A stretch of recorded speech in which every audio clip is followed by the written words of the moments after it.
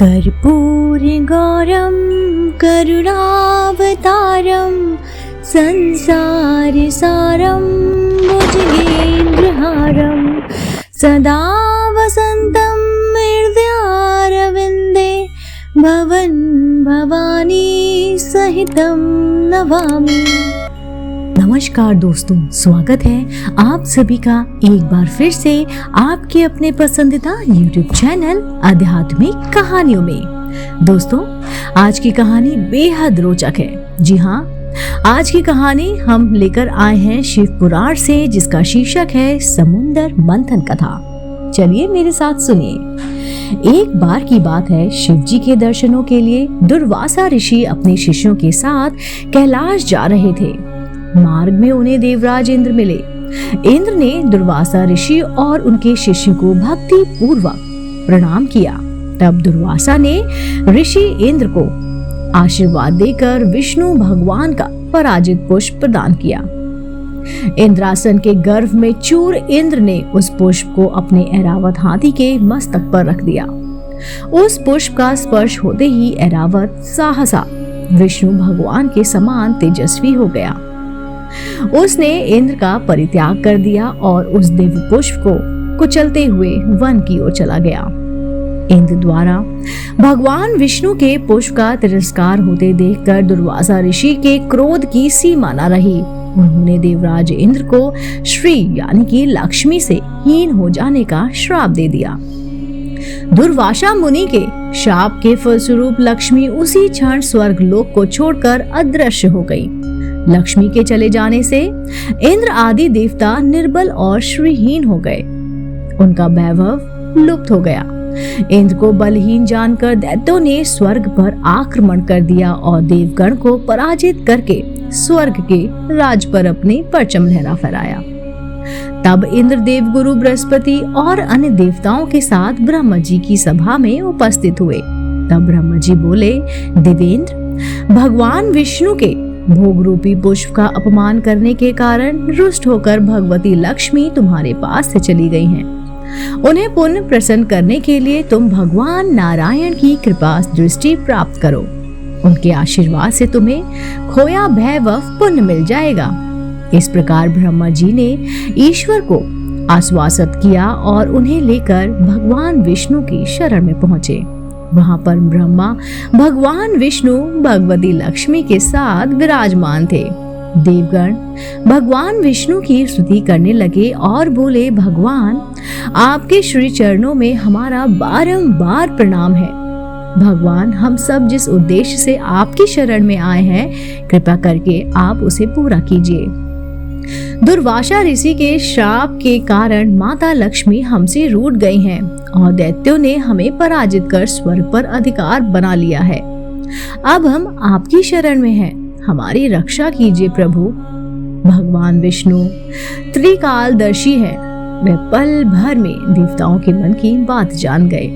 तब वे देवगण से बोले, देवगण, मेरी बात ध्यान पूर्वक सुनो, क्योंकि केवल यही तुम्हारे कल्याण का उपाय है। दैत्यों पर इस समय काल की विशेष कृपा है, इसलिए जब तक तुम्हारे उत्कर्ष और दैत्यों के पतन का समय नहीं आता, तब तक तुम उनसे संधि कर लो। क्षीर सागर के गर्भ में अनेक दिव्य पदार्थों के साथ साथ अमृत भी छुपा है।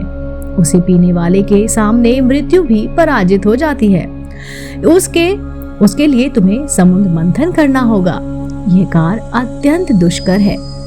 अंत इस कार्य में दैत्यों से सहायता लो। कूटनीति भी यही कहती है कि आवश्यकता पड़ने पर शत्रुओं को भी मित्र बना लेना चाहिए। तत्पश्चात अमृत पीकर अमर हो जाओ, तब दुष्ट दैत्य भी तुम्हारा अहित नहीं कर सकेंगे। देवगण ने जो शर्त रखे उसे स्वीकार कर लो। ये बात याद रखें कि शांति से सभी कार्य बन जाते हैं, क्रोध करने से कुछ हाथ नहीं आता। भगवान विष्णु के परामर्श के अनुसार इंद्र आदि देवगण दैत्यराज बलि के पास संधि का प्रस्ताव लेकर गए और उन्हें अमृत के बारे में बताकर समुद्र मंथन के लिए तैयार कर लिया। समुद्र मंथन के लिए समुद्र में मदरांचल को स्थापित कर वासुकी नाग को रस्सी बनाया गया। तत्पश्चात दोनों पक्ष अमृत प्राप्ति के लिए समुद्र मंथन करने लगे। अमृत पान करने की इच्छा से सभी बड़े जोर शोर से वेग में मंथन कर रहे थे। सहसा तभी समुद्र से एक कालकूट नामक भयंकर विष निकला। उस विष की अग्नि से दशों दिशाएं जलने लगी।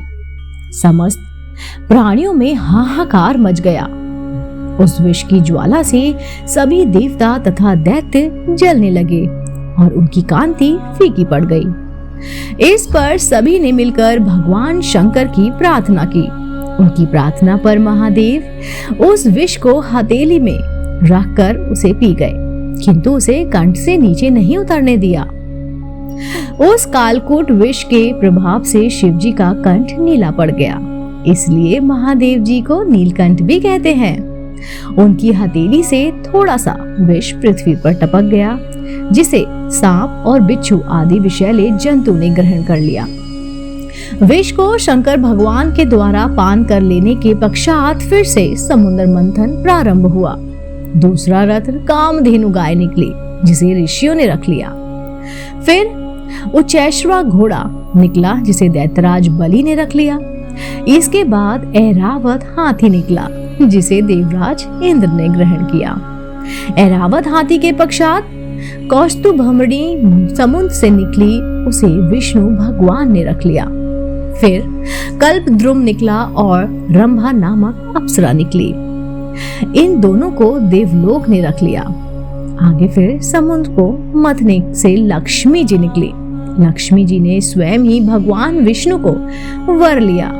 उसके बाद कन्या के रूप में वारुणी प्रकट हुई, जिसे दैत्यों ने ग्रहण किया।